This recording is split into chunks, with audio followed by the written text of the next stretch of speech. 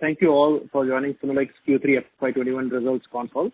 We have with us Mr. Sanjay Math, Managing Director, Mr. Anil Vapi, Director of Finance and CFO, and Mr. Neeraj Kedia, Deputy CFO from Finolex Industries.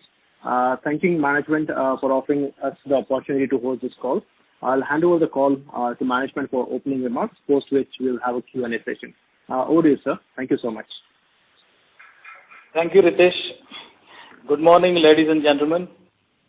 I heartily welcome you all for this conference call for Finolex Industries for Q3 of year 2021. Hope you all are safe. We thank you for your continued interest in Finolex Industries Limited. And we are happy to talk to you about the third quarter results of 2021. During this quarter, higher volumes and better realizations have resulted in a significant improvement in all our operating parameters. During the quarter, PVC prices touched historic high on account of various reasons, which resulted in better realization. Let me give you some of the performance indicators for the Q3 of financial year 2021. Total revenue rose by 52.5% to rupees 1,067 crores, which is also a substantial increase compared to Q2 2021. EBITDA rose by 150% to rupees 346.66 crores from rupees 138.96 crores against last year. EBIT margins or EBIT increased by 172% to 326.81 crores from rupees 120.20 crores. Profit after tax rose by 174% to rupees 255.86 crores from rupees 93.32 crores versus last year's. For the segmental performance, EBIT for the resin segment was 35.5% against 20.1% last year, and EBIT for pipes and fitting segment was 12.6% against 7.9% last year. We continue to be net debt-free company with a net cash surplus as at 1st of December 2020. I think these are the results which are substantially higher results than the second quarter, as well as in the COVID situation. This is a substantially higher result that we see. Let me leave this floor open for questions, and we will be happy to answer your questions. Thank you very much. We will now begin the question and answer session. Anyone who wishes to ask a question may press star and 1 on the touchtone telephone. If you wish to remove yourself from the question queue, you may press star and 2. Participants are requested to use handsets while asking a question. Anyone who would like to ask a question, please press star and 1 at this time. The first question is from the line of Bhargav from Kotak Mutual Fund. Please go ahead. Yeah, good morning, team, and congrats for a very good performance. Sir, my first question is on the PVC prices. As you mentioned that PVC prices were sort of at historic high levels in the third quarter. So just wanted to have your views in terms of what are your expectations in terms of PVC prices going forward, especially given that in China, the PVC prices have already started correcting since December, and also wanted to sort of know your views in terms of does Indian prices on PVC have any correlation with the movement in the Chinese PVC prices? That's my first question. PVC prices have gone up to $1,400 US. Presently, they are running around $1,350 US. So there has been some correction, but they are still holding at that level. Yesterday's Formosa has also given a $20 increase. Reliance has also maintained the rollover of the prices. We see that the prices remaining at this level for some more time to come. This is again because the international prices are still not softening out. in almost all regions, whether it is North America, whether it is Europe, or it is in Asia Pacific, they are holding at these levels all across. And that is how the pricing structure may remain maybe for this quarter also at this level. Understood. Secondly, sir, we've seen volumes in your pipe business sort of being a bit muted when compared to other players in the industry.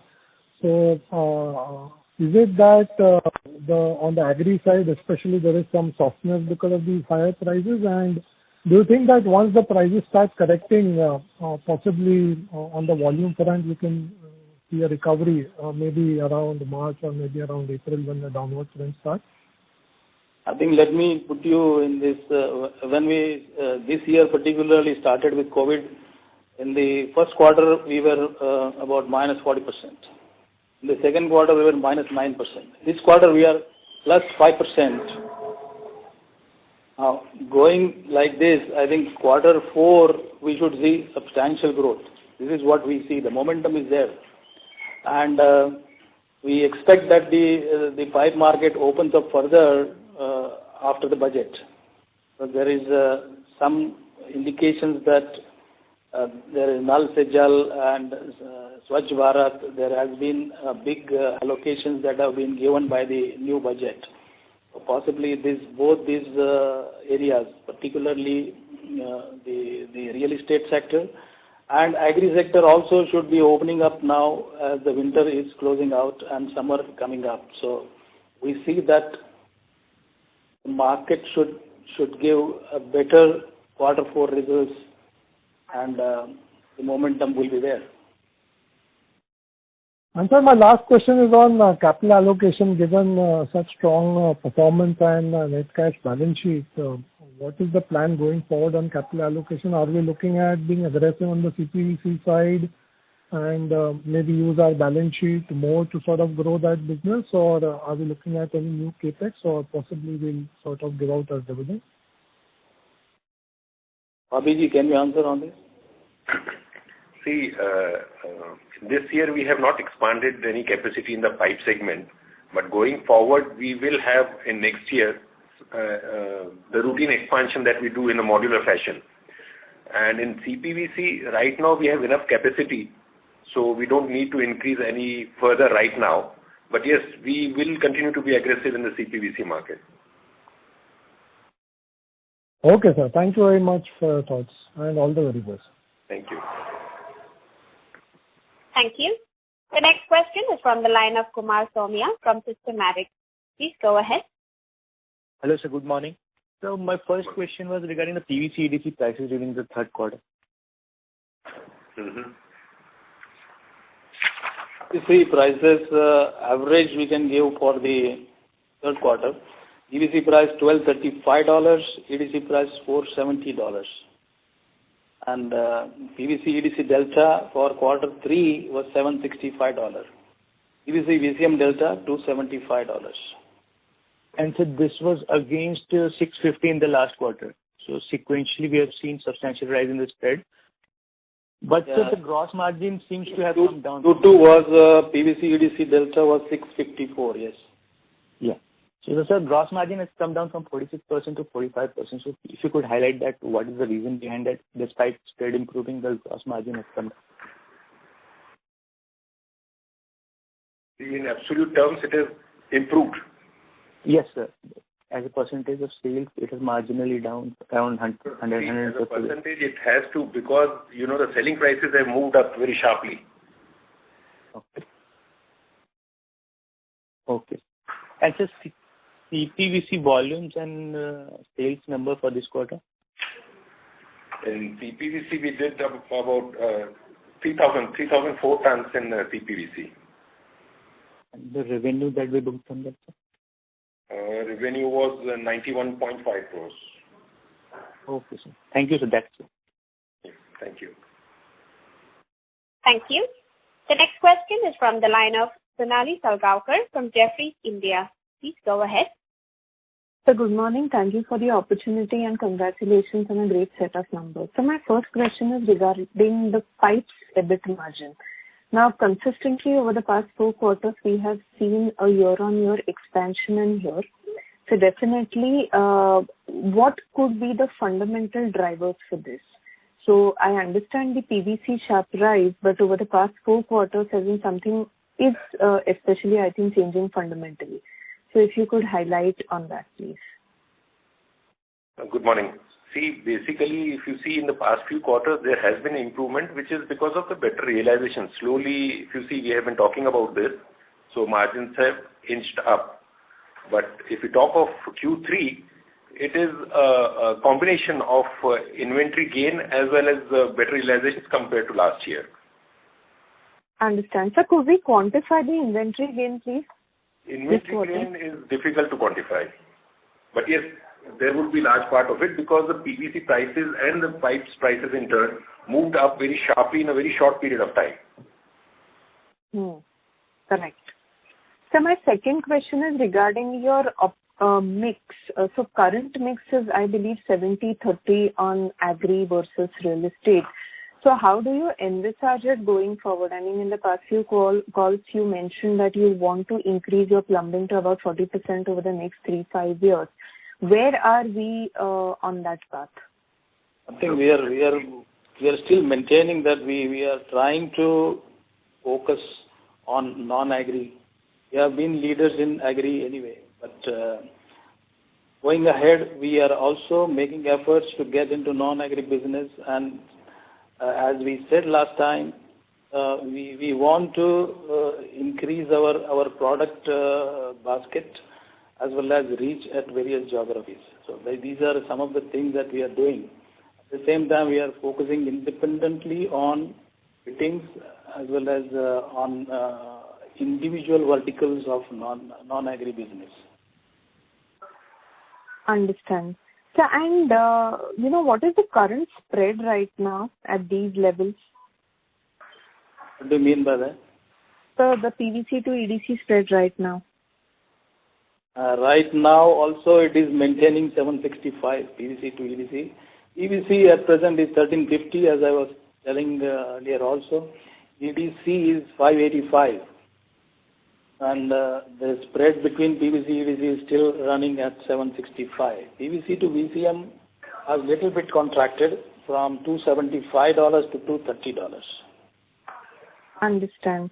So, and last question, what about the spread in Q3 FY20? FY20 was 589. Understand. Sir, and CPVC numbers, volumes and revenue in Q3 FY20?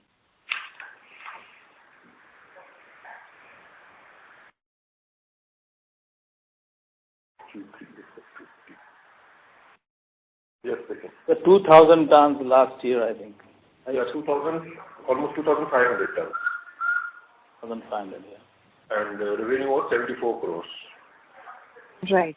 Thank you, sir. CPVC has grown by 20% year on year. Understand, sir. Thank you. That's it from my side. Thank you. The next question is from the line of Neha Talreja from Edelweiss. Please go ahead. Sir, many congratulations and great set of numbers. 2 questions from my end. Firstly, related to demand scenario. Are you seeing a lot of consolidation happening in this industry? That is why we are able to grow the volume, or in general you feel that there was some pent-up demand which is leading to this kind of healthy growth in terms of volumes? Why I would call still healthy is because we are majorly into agri pipes, and with this sharp kind of a price hike that we have seen, we are still able to record volume growth. So just wanted to know your view on the same, and how do you see the trend going forward? Are you still expecting the demand will continue to remain healthy because we will be entering the agri season, and given that PVC prices still continue to remain at elevated levels? At least the prices will remain stronger by this Q4. But this is not sustainable. It is going to go down, so there will be cooling down. Demand from the agri sector possibly has a backlash at this pricing. But real estate demand need not have this type of a contraction, because the cost of construction and the contribution of piping system is very small, 2 to 3%. So increase in pricing of piping may not be affecting that cost. So we see that maybe real estate sector will not have a backlash on high pricing.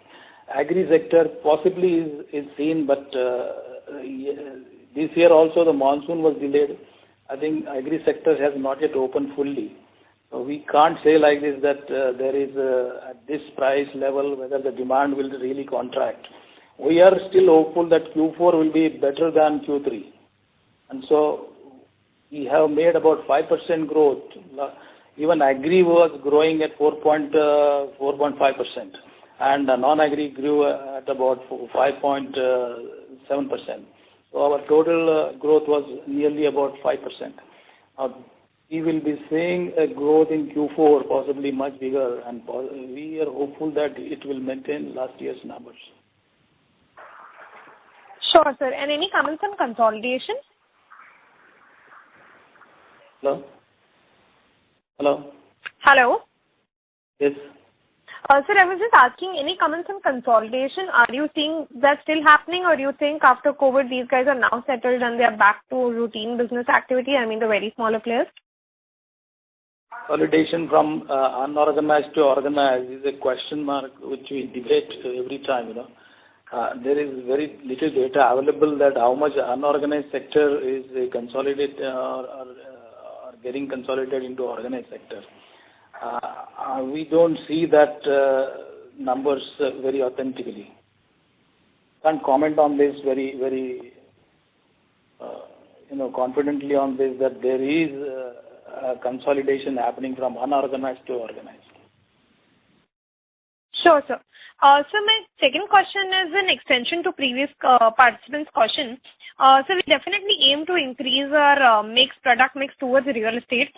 And you, of course, have mentioned that, you want to increase the product basket as well as reach. Commenting on the reach, any particular number that you would like to highlight that, our retail touch points have reached so and so, and what is our rural and urban mix as of today? I think we have now the total retail points about 21,000, from 18,000 to 21,000. So there is an increase of retail touch points. Mostly we are now trying to look at geographies of north and east. So these are some of the areas where we are weaker earlier, and we are concentrating on those areas. We are very strong on south as well as on west.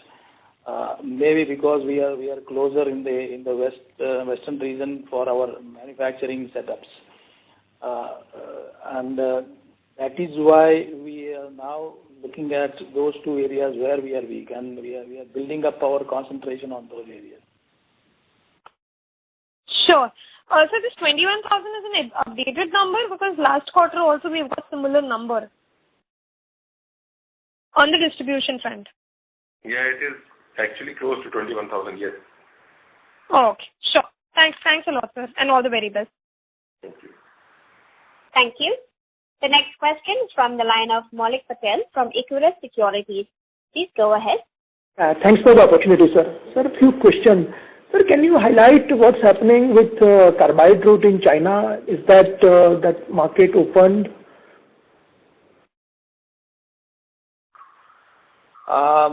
Carbide-based PVC was stopped by China earlier because of the environmental concerns. And that has definitely been opened since last year. Okay. I do not know how they have revised that decision of environmental concerns and opened up. But yes, it is opened up. Possibly the reason could be that intra-region trade also has fallen, and China was the one which recovered faster than the other countries from the pandemic. And so when the intra-region trade also was not there, and PVC availability was a question mark. I think they might have opened up on carbide. This is our guess on that particular sector. And there is hardly anything that is moving out of China to the other regions. That it is affecting price structure in other areas. Maybe there is internal China PVC demand which is being met through the carbide route. Okay. Sir, second question in the similar thought. In earlier conference call, you mentioned that few of the plants like Formosa and few others were shut down for maintenance or unscheduled maintenance shutdown. Has they come back on the stream, or they are still not producing it in the full capacity? I think they are coming back on the stream by December. So, there is definitely and more availability of PVC coming in US. Okay. Fortunately, from the European Union, there is hardly any trade that is going on. The European Union is almost locked out for external trade. I think they are only working on the internal trade. Asia Pacific, yes, it is definitely opening up further. And the recovery is faster than Europe as well as US, because the pandemic situation is under control in Asia Pacific. Sir, you mentioned that in one of the earlier question, was that current PVC EDC spread is around $750, right? Current PVC? PVC minus EDC spread is $750. PVC minus EDC spread is $765. Yeah, so this includes the import duty protection what we have in India, right? 10% import duty on PVC and 0% on EDC, right? No, it is not included. These are all HS or ICIS numbers. Okay, I got it. So on top of that, there will be a 10% import duty protection. What we will have to adjust that. Exactly. So there will be different duties from different places. Okay. There are certain countries which do not have duties. Certain countries have more duty. Right. Okay. True. Accordingly, it will be there, and the prices are adjusted by those countries who are exporting to India. Prices are finally having the parity between them. Okay, got it. Sir, in your assessment, what could have been a decline in the PVC consumption for the first 9 months? And I understand that's because of the various concerns, the pandemic, the lockdown, and then the availability of the cargoes, and then the price also. But what could have been a decline in the PVC consumption in the country? PVC consumption in the country, the demand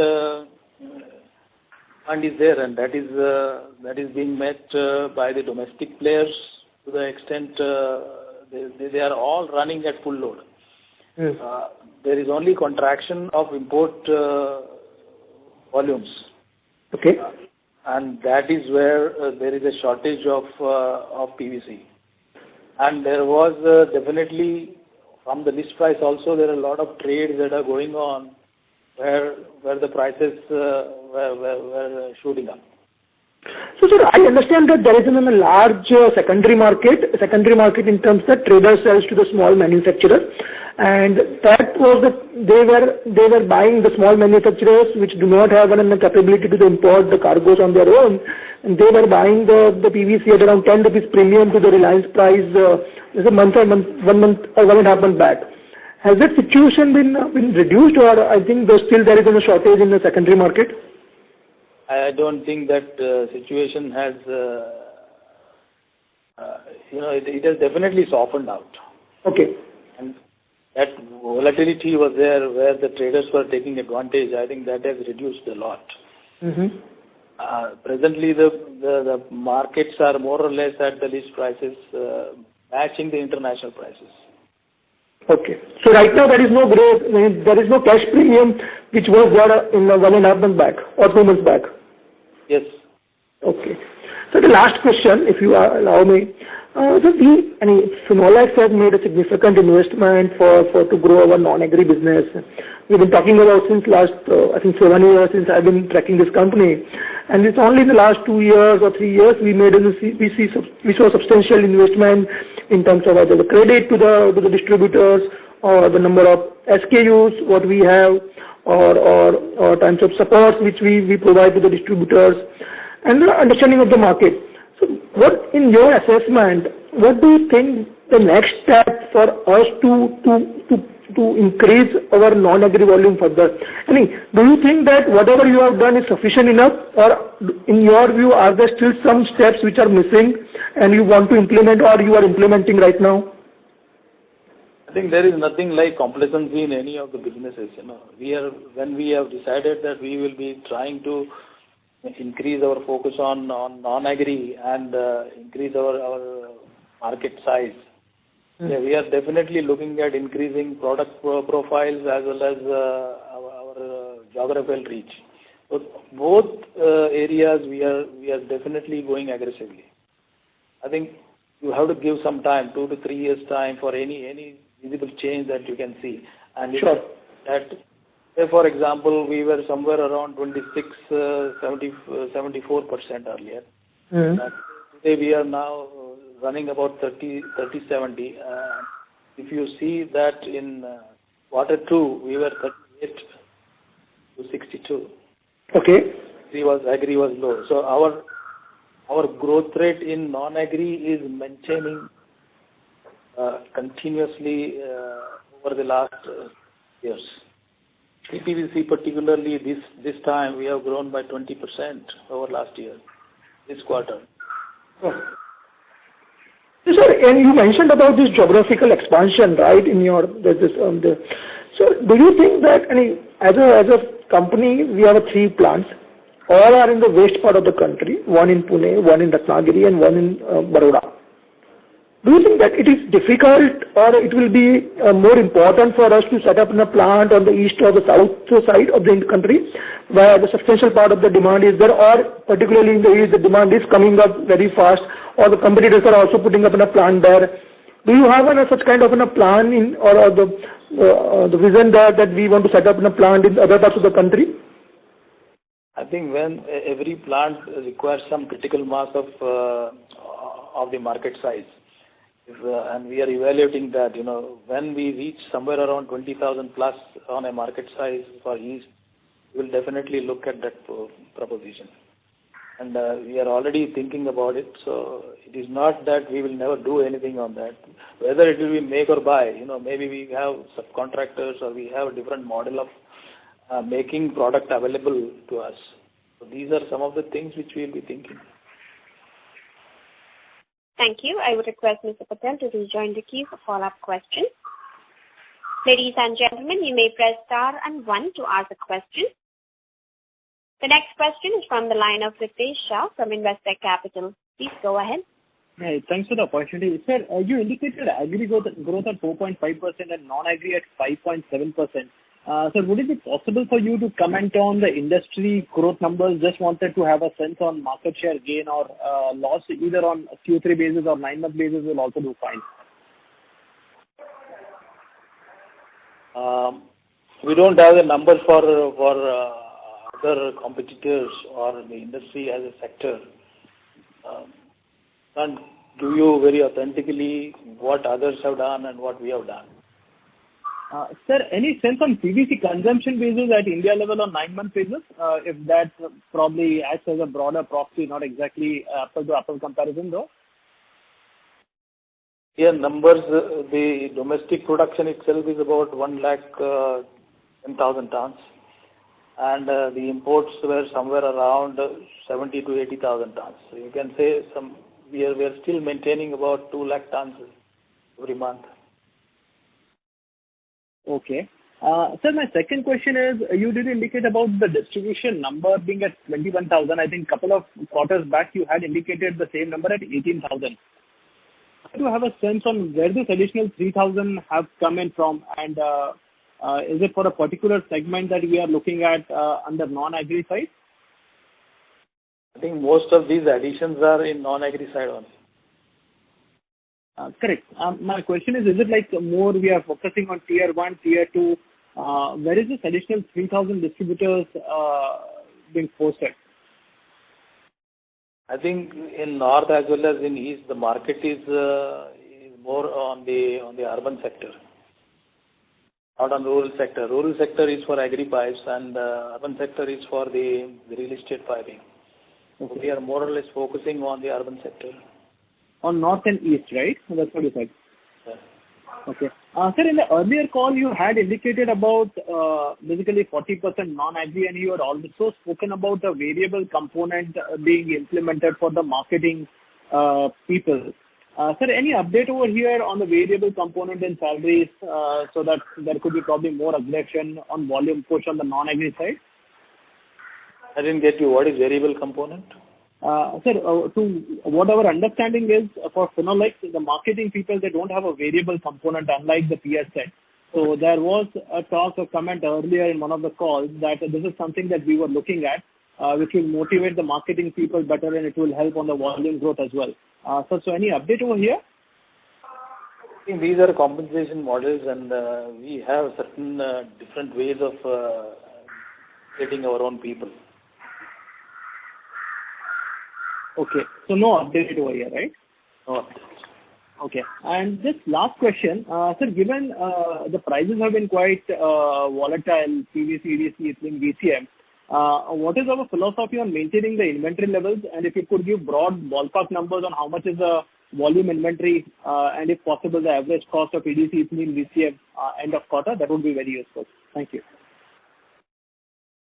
Abhiji, you have numbers?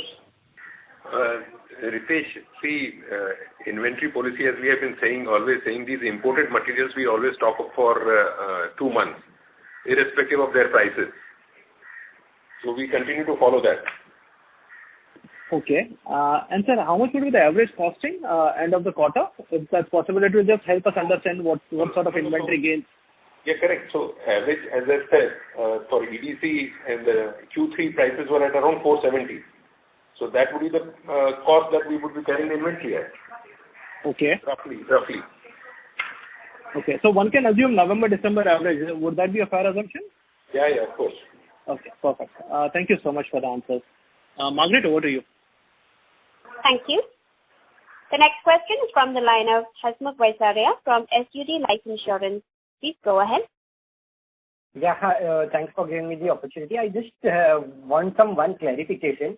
So, sir, as you told that you are still hopeful that your Q4 will be better than Q3. So, just wanted to clarify here that do you say this in terms of, let's say, volume or value growth or absolute number or the percentage growth as such? It will be both, volume as well as revenue.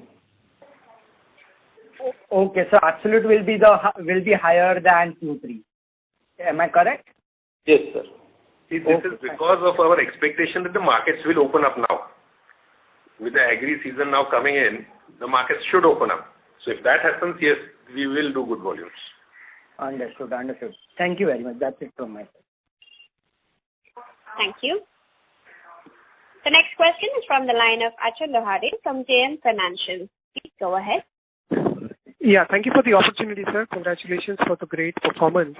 My first question is with respect to PVC resins. You mentioned about 200,000 tons per month consumption. How much would be roughly for the plastic pipes according to you, sir? Normally, if you see PVC application segments, 70% goes in pipes and fittings. And all others, like profiles or films or lamination and toys and other things. So that will be every application is about 4 to 5%. So there is no major application there apart from pipes and fittings.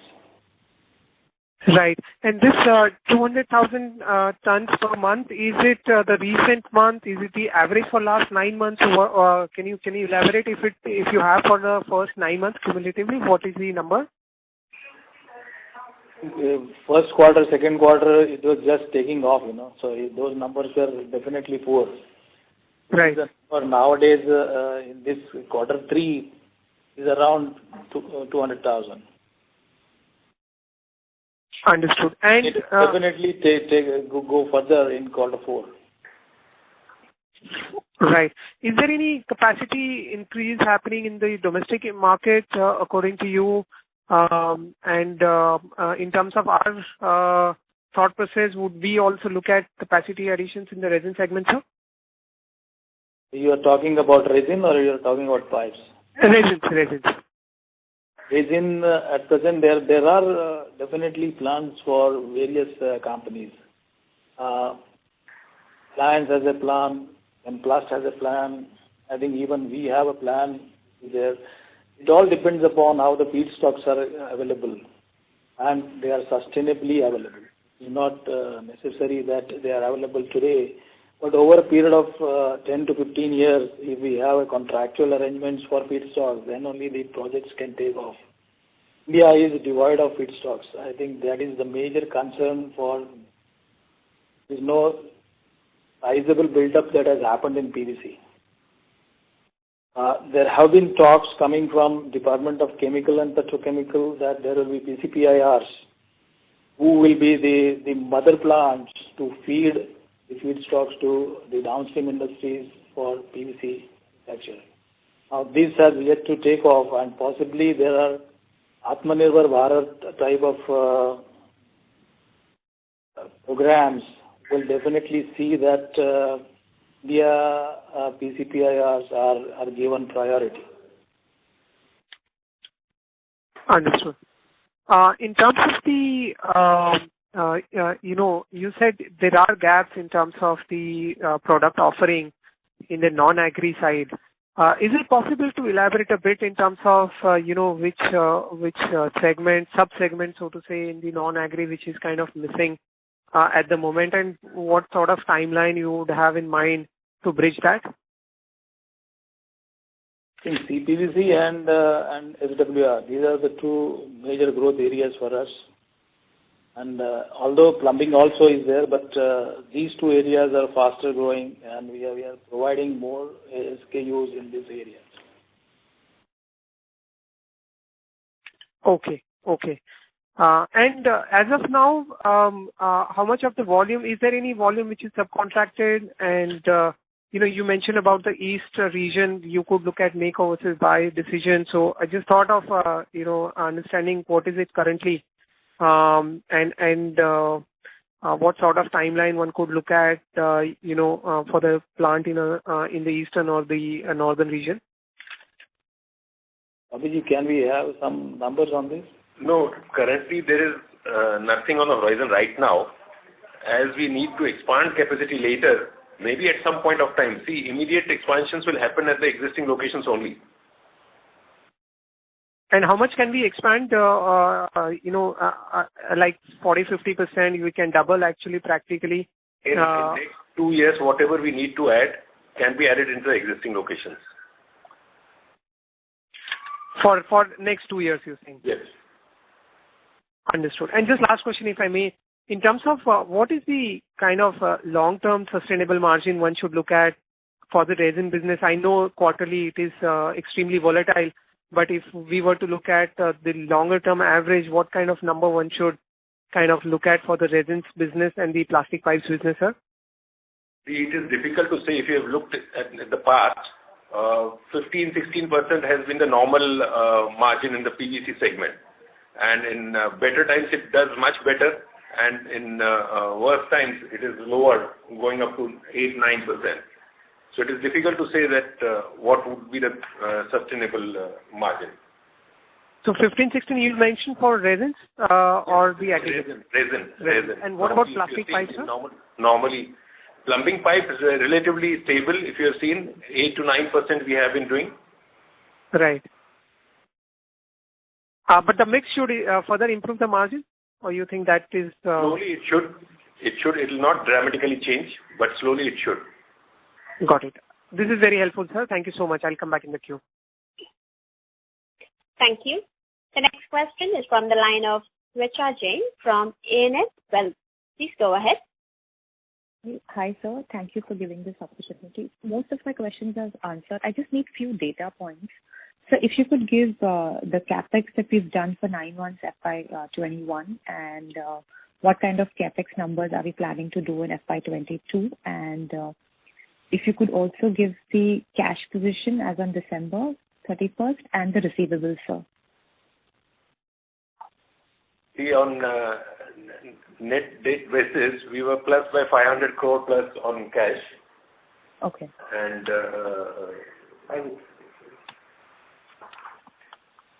if we talk of capex, the plan this year was about 100 crores. So we should be ending the year is less than 100 crores. And from next year, the normal capex which we do is about 150 crores a year, which includes the replacement assets also in both the segments. So for next year, it should be around somewhere between 150 to 200 crores. The plans are yet to be frozen. Okay, understood, sir. And the receivable number, if you could give? Receivables, so we had around 200 crores of receivables on December. Okay. And so few more data points. If you could give me the agri versus non-agri growth in terms of sales and volumes in Q3 FY21 versus FY20 of Q3. I think MD mentioned just a few minutes back. Yeah, I think I missed that number, so sorry. So in agri, it was 4.53 in agri and non-agri 5.14, total about 4.7. Okay, so these are the sales number, right? Not the volume. Sales volume number. Volume number. These are the volume numbers. Okay. So can we also have the breakup in terms of the sales revenue, sir? Revenue numbers I don't have it distinct, sir. Okay. Thank you, sir. That's it. Thank you. The next question is from the line of Ankit Gaur from Systematix. Please go ahead. Hi, sir. So just to carry on capex side, how far we are from that critical mass of 20,000 ton to set up plant in North, for example, or to have an alternative plant, make or buy strategy. How close or how far we are, sir, from that number? Yeah, Ankit, the plant which we set up in Masar in Gujarat was basically to cater to the markets in North. Okay. So whatever capacity we have set up there, we would like to see that is used to the optimum level, and then we would look at anything further. Okay, and similarly, East, are we at a substantially good number, say, let's say 10,000, 15,000, or we are still far away there, East? Still far away. Still far away. Around 10,000, you can say. Okay. And sir, if we really see on a PVC resin side, if we have to do some capex there, as sir mentioned, will it be brownfield at Ratnagiri, or we are thinking about greenfield plant of resin? How do we see that, sir? Probably a year or 2 year down the line. Regarding PVC resin you are talking? Yes, sir. You talk about some expansion there, evaluating some expansion. We have already a technology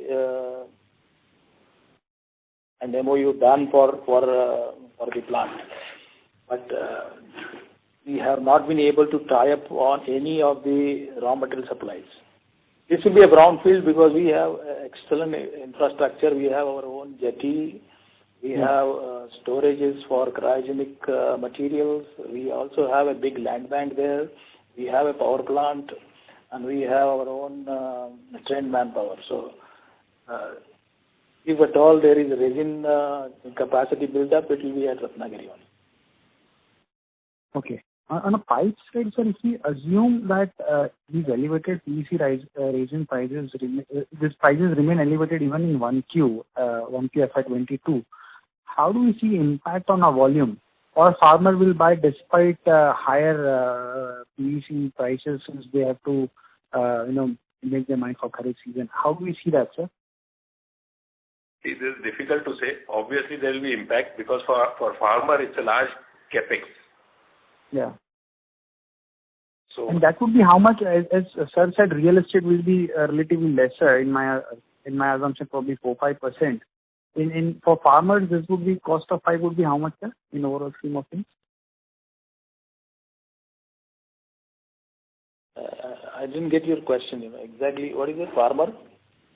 No, sir, you said in real estate, overall pipe cost is relatively lower in real estate. So what I meant was that a construction cost, say for example, for any housing sector, is 2,500 rupees per square feet. Now, in this, the piping cost required for the construction will be about 400 to 500 rupees. It will be hardly 2% to 3%. And that is where, even if there is an increase in pricing in pipes, the price, it will be absorbed by the construction cost because it is 2 to 3% only. Whereas for a farmer, just to buy a pipe, it is direct cost to him. It's for his infrastructure cost, input cost. Okay. Thank you very much, sir. Thank you. The next question is from the line of Sonali Salgaonkar from Jefferies India. Please go ahead. Thank you for the follow-up opportunity. So my first question is, what would be the volume split of agri versus non-agri for 9 months? Agri versus non-agri. Do you have the numbers, sir? I'm sorry, actually we lost the line for the other location, so we have reconnected. I would request Sonali to please repeat your question. Sure. So what would be the volume split of agri versus non-agri for 9 months, FY21?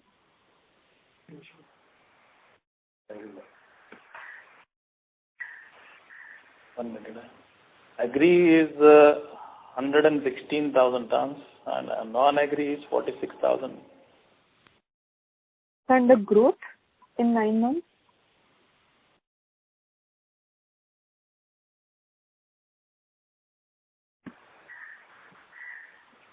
Sorry, Sonali, your question, please. So what would be the growth, volume growth in agri versus non-agri for 9 months FY21? 9 months. So 9 months, I don't have that breakup right now. But obviously, if you consider 9-month basis, it is lower. There is no growth. Sure. So my second question is, what would be the SKUs in pipes right now? A number of SKUs is 2,000 plus. And of that, how many in CPVC? CPVC, I'll just tell you, about 370. Sure, sir. So that's it from my side. Thank you. Thank you. Just one clarification. When we just got cut off on the previous question, in case of resin, we are not planning any capacity expansion right now. What MD was saying was, if it were to happen, then it would definitely happen at Ratnagiri. But right now, we are not considering any expansion in PVC resin segment. Thank you. The next question is from the line of Rajesh Kumar Ravi from HDFC Securities. Please go ahead. Yeah, hi sir. On this CPVC, what is the revenue and volume growth that we have seen in third quarter this year? CPVC, we have grown 20.7%. In terms of? Volume. Okay, and value growth? I think it is about 23%. 23%. Okay. And what is the thought process in terms of the revenue mix of CPVC, in your total pipes and fittings versus where we stand today? The CPVC business that we do is very small. We presently do about 10,000 tons and we have a capacity of 20,000 tons. So we will continue to strive to grow in this. But then in overall business volumes, this is still a very low volume. Mm-hmm. So won't make a significant difference in total numbers. Okay. So in terms of incremental expansions, CPVC, you would see any expansions or you would try to first ramp up the existing capacities? See, for CPVC, the extruders are basically same. It is only the barrel screw that we need to change, which we keep on changing in all the extruders. So whenever we need to add capacity, it is not difficult for us to do so. Okay. Okay. Thanks, sir. Most of the other questions are already in place. I'll come back in queue. Thank you. Thank you. The next question is from the line of Prateek Bhatnagar from HSBC. Please go ahead. Yeah, thanks a lot for taking my question. I have just one. So what we've seen is that chlor-alkali industry globally has been impacted a lot by shutdowns. So the question is, what is the risk that we are not able to source our feedstock due to the scarcity or the quantity is less? So the question is basically how many suppliers do we have? What is the contractual agreement? What is the option we have if the suppliers are not able to give us in the US or Middle East? So any color there will be helpful. Thanks a lot. You're talking about resin division, right? Yes. So resin division, the EDC, VCM, ethylene which we source. Yes. There is no major build-up of EDC capacity as well as ethylene capacity in the near future in the Middle East or in the Southeast Asia. I think whatever capacities are coming up are on the shale gas basis in US and in China, which is with various types of sources. One is the carbide route for PVC, but for the ethylene route, they are on naphtha. So China is one area where they are building up, but that is for the domestic consumption and possibly it is not for the merchant sale. The new capacities which can come up based on ethylene will be based on naphtha-based ethylene only because there is no gas available now in Middle East. So naphtha-based ethylene is not competitive against the gas-based ethylene. So presently, I think this whole dynamics of ethylene feedstock is a question mark. At the same time, refining is moving from O to C, means oil to chemicals, as fuel demand is going and contracting based on the electrical vehicles. Now, based on this, if really one has to see how this unfolds and how this is going for petrochemical feedstocks and ethylene becomes available. At present, India doesn't have major ethylene plants that are coming up. There is no plan for a big ethylene setup which is there in India. And ethylene transport from Middle East or from Asia Pacific is a costly affair. And there are no certainties that you have a secured contract on ethylene. That is why we said we have a plan ready, but we don't have any kind of a surety of any feedstock. And that is why we can't do any expansion on resin plant. It will happen only if there is a very sure supply source available for feedstocks. And for EDC, it is ethylene required.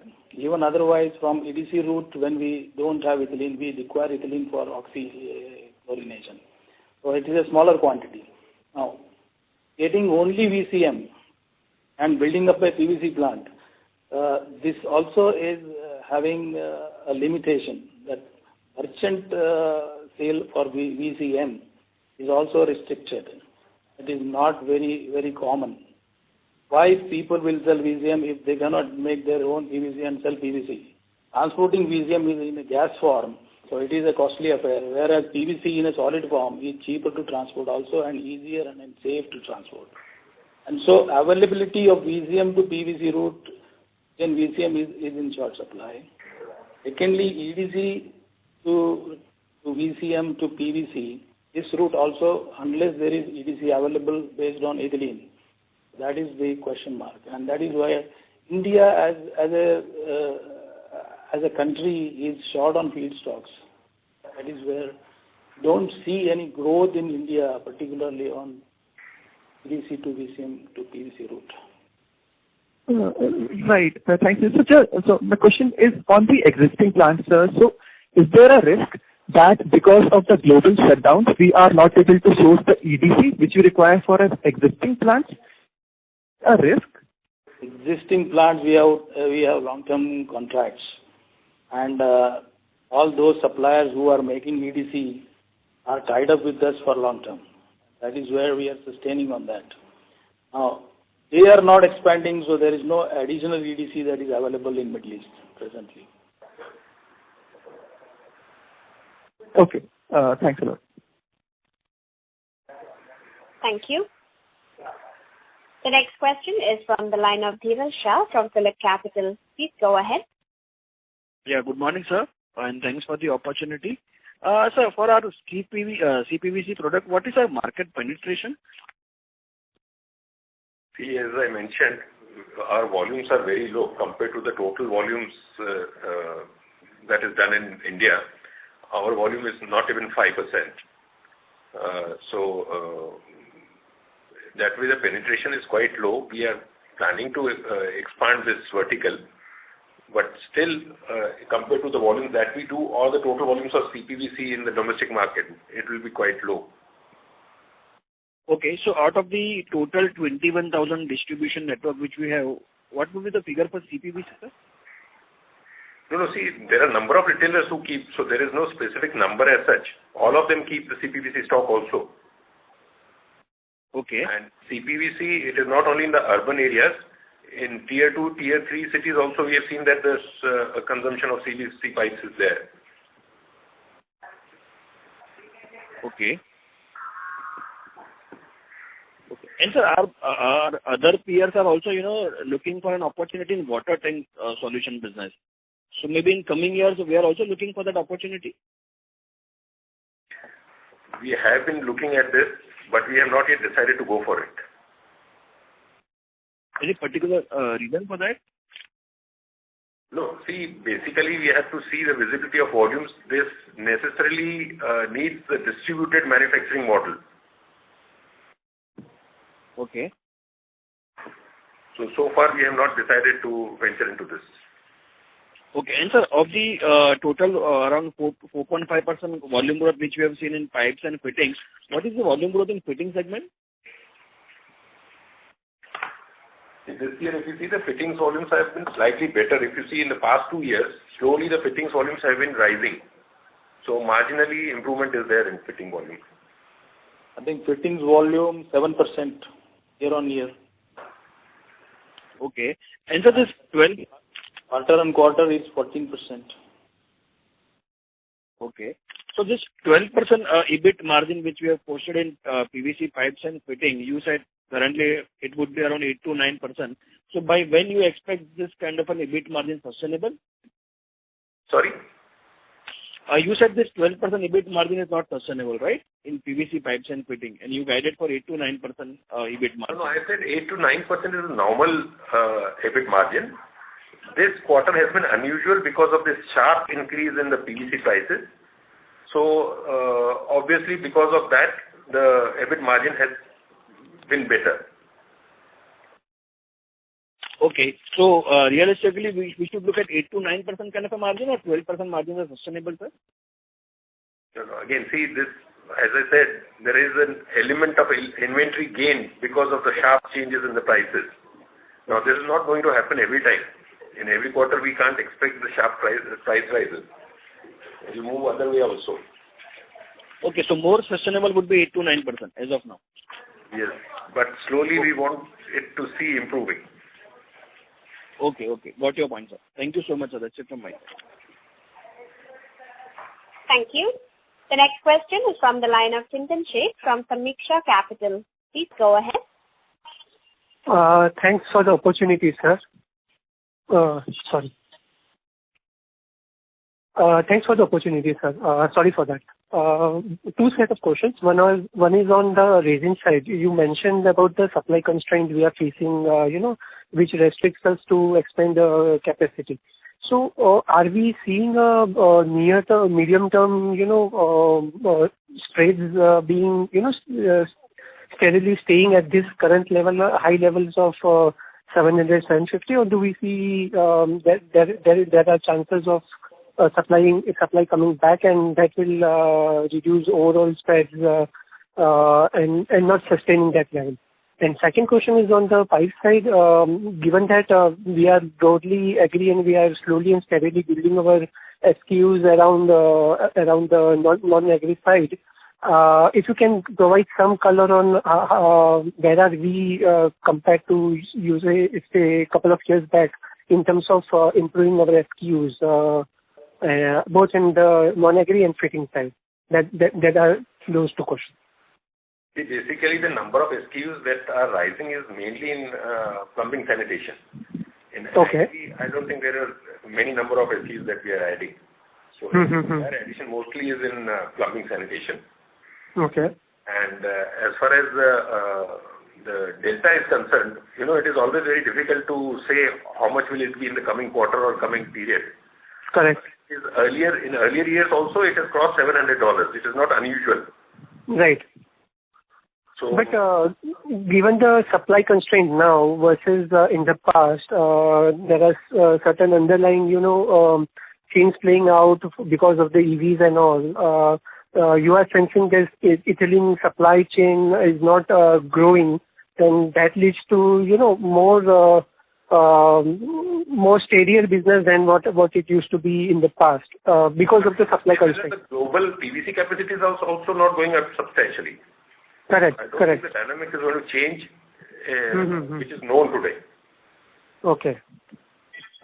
Because for past couple of quarters and so, we have been getting this very healthy spreads sustaining for a pretty long time. So I was just wondering if that is little bit sustainable and not going back to less than 500, 430 or level. It's difficult to say so. Correct. Okay. And in terms of gaps, do you want to highlight in terms of the SKU gaps we have compared to our peers in the plumbing side? Whether we still have a very long way to go, or we have already covered a lot of SKU gaps in our portfolio, and that will drive overall incremental growth in non-plumbing side. See, SKUs we will keep on adding year after year based on the demand pull. So we continue to do so.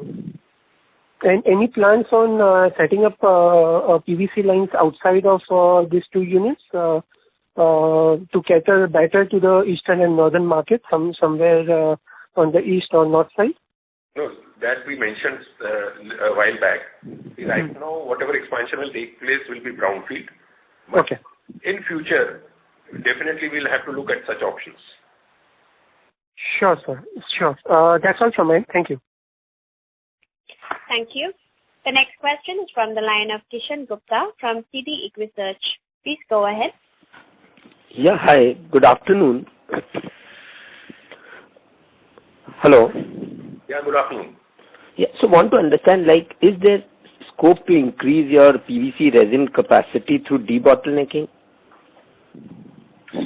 I think we are already at full capacity utilization. So there is no scope for any debottlenecking left now. We have already done it. Okay. And what is your competitive advantage in PVC pipe business compared to other organized players?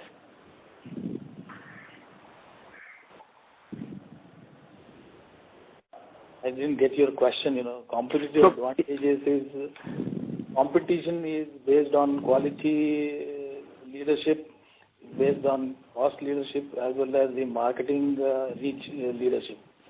We have definitely established ourselves in an agricultural brand. So we are the leaders in agricultural piping. We are trying to leverage that brand value to our non-agricultural piping, where we are the late entrants. Our competitors in organized sectors are mostly in non-agri sectors, and they have the advantage of early starting. So that is where you see the difference that we are lagging behind in non-agri sector. But we will be catching up on that. And you talked about cost leadership. So could you elaborate that on in your agri business? What is your cost advantage compared to others? Cost advantage is we have large volumes in agri. So our production costs are definitely better in agri piping. And how you people have adapted to this sharp increase in PVC resin prices? PVC resin we are making, so we have not to adapt for any raw material costs. Raw material costs are slowly moving up as the PVC prices are moving. So in terms of production, because this last quarter you sold a lot of resins, so this was, we felt, is a sort of adaptation you did. So any other adaptation you did? No, it's not a question of adaptation. See, we produce to our maximum capacity and we try to consume as much as possible captively. But whatever we cannot consume is definitely sold in the market. That is how it has always been. Okay. Okay. Thanks a lot. Yeah.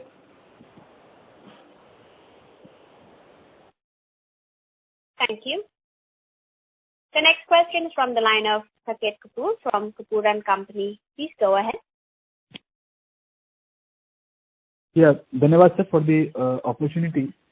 Sir, firstly, as you have articulated that this rally in the PVC prices are pertaining to 2 or 3 factors that are playing out.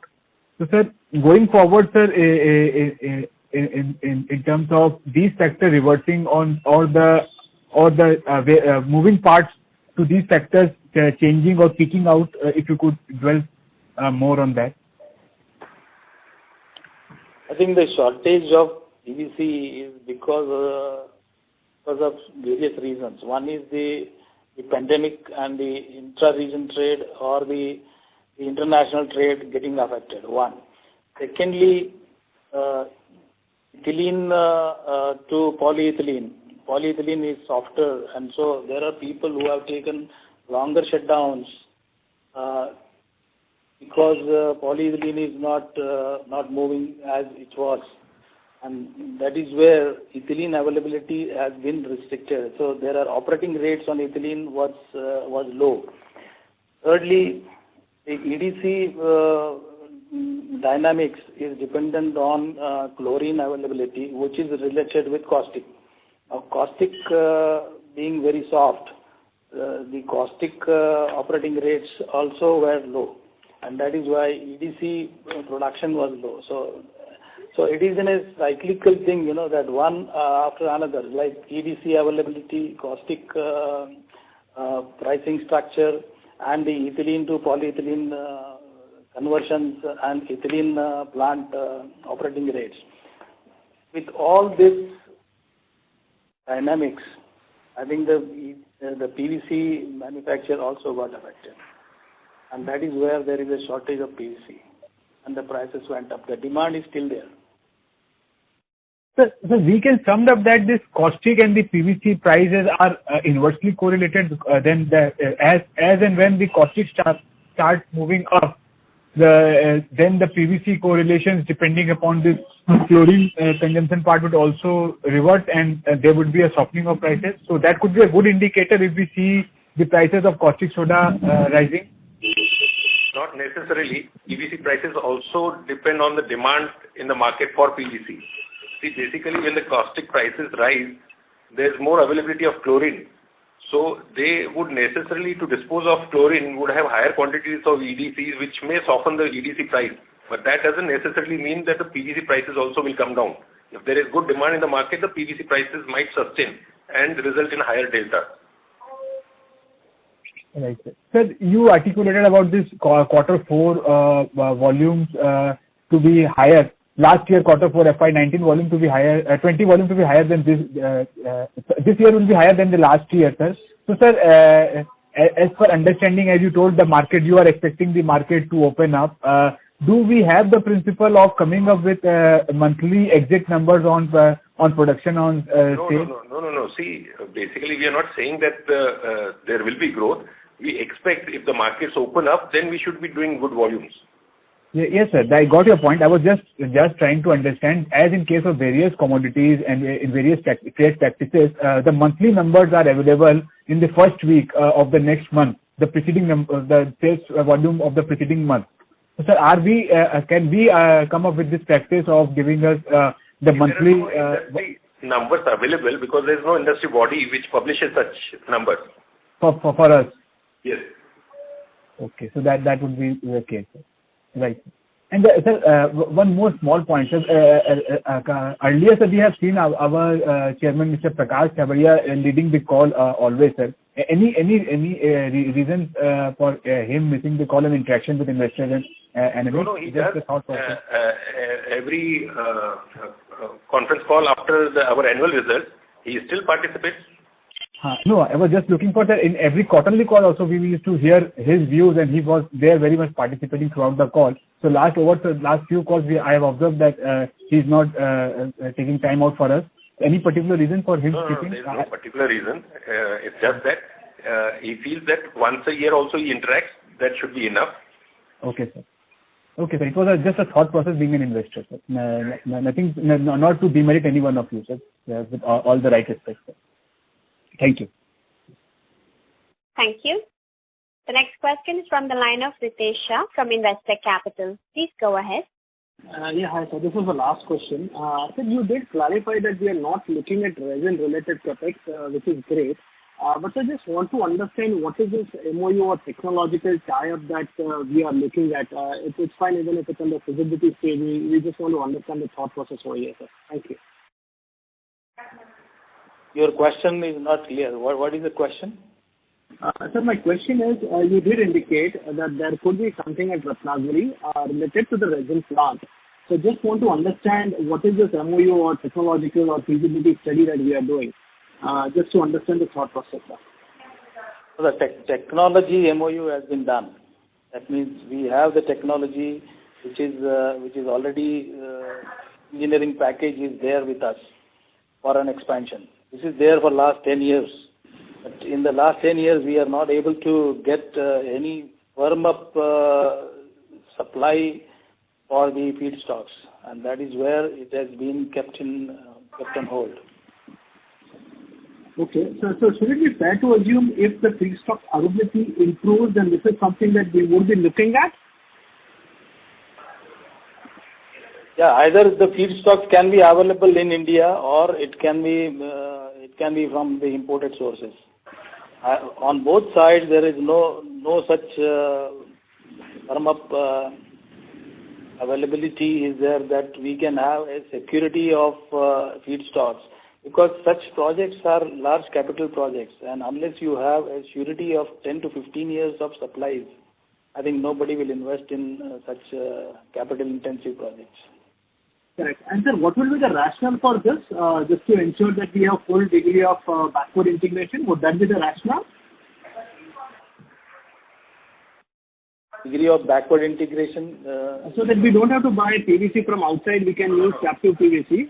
Ritesh, it will be basically economics which will drive this decision. See, for our pipes plant, ample PVC is available, whether we get it in-house or we import it. So there is no dearth of PVC availability. Correct. Okay. So that decision of PVC segment would be on its own merits and economics. Okay. That is why I said there is no plan right now, even on drawing board, that we would go for that. Okay, perfect. Great for the clarification, sir. Thank you so much. Margaret, do we have any other questions? No, sir, we don't have anyone in queue at the moment. So we got one question in queue right now. We just got that. Shall we take that, sir, and then close the call? Yes, please. Thank you. The next question is from the line of Mehernosh Pantasi from Dhanki Securities. Please go ahead. Yeah, hello, sir. Thanks for giving me the opportunity. Actually, I had a couple of questions. One is on the fitting side. Can you just share with us the revenue of fittings during this quarter and the 9 months? No, I don't have those numbers. Okay, for the full year FY20, can you provide, sir, if you will be having the numbers right now? For full year, I think we have given the volume number. I don't have the revenue numbers. Okay. And okay, sir, I will take it later. But sir, as far as the other question is on the agri and non-agri mix, which you always specify that you have been 70-30. So that number which you say 70/30 is on the total revenues including the fittings. Am I correct? Yes. Okay. And that is the volume mix or the revenue mix which you give?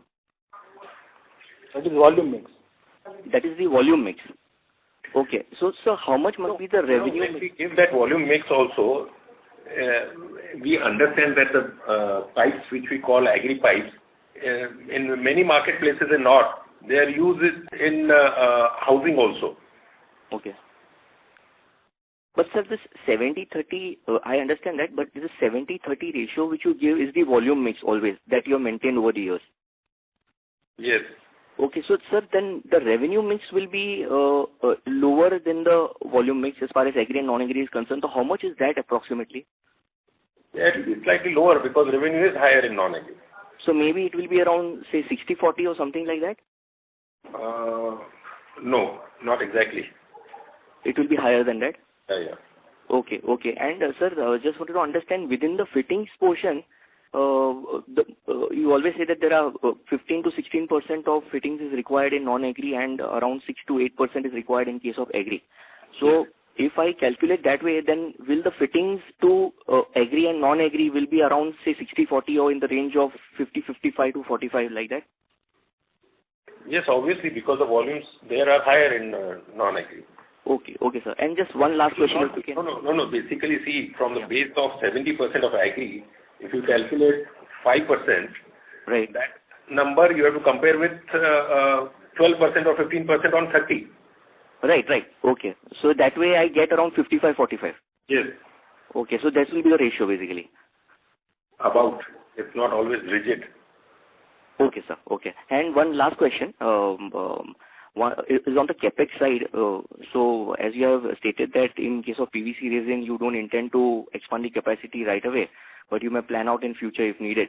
The same is in PVC pipes, or in PVC pipes you are planning to increase the capacity now with the situation normalizing as far as the COVID situation is concerned? In pipes and fittings, we will continue to add capacity. Okay, so this capex of 150-200 crores which you have mentioned for FY22, that includes the capacity expansion which you must have. Pipes and fittings, we do it in the modular fashion. So that is why capex is not very high. Each year we add some capacity in the existing locations. Okay, so sir, in the past we have tracked that on an average under normal situation you have added capacities in the range of 25 to 30,000 metric tons per annum. Yes. So that is the normal range which we can assume going forward, like UP led? See, 30 to 50,000 is the addition that we will be looking at. Right now the plans for next year are not yet frozen, but yes, possibly in that range. Okay, and this will all be in the brownfield as of now? Yes, as of now, yes. Okay, so what is the average capex per ton in case of brownfield expansion? It normally is about 15 to 20,000 rupees per ton. This is including fittings also, pipes and fittings? Yes. Okay. Basically for pipes, the 15 to 20,000. For fittings, it is much higher because of the mold costs.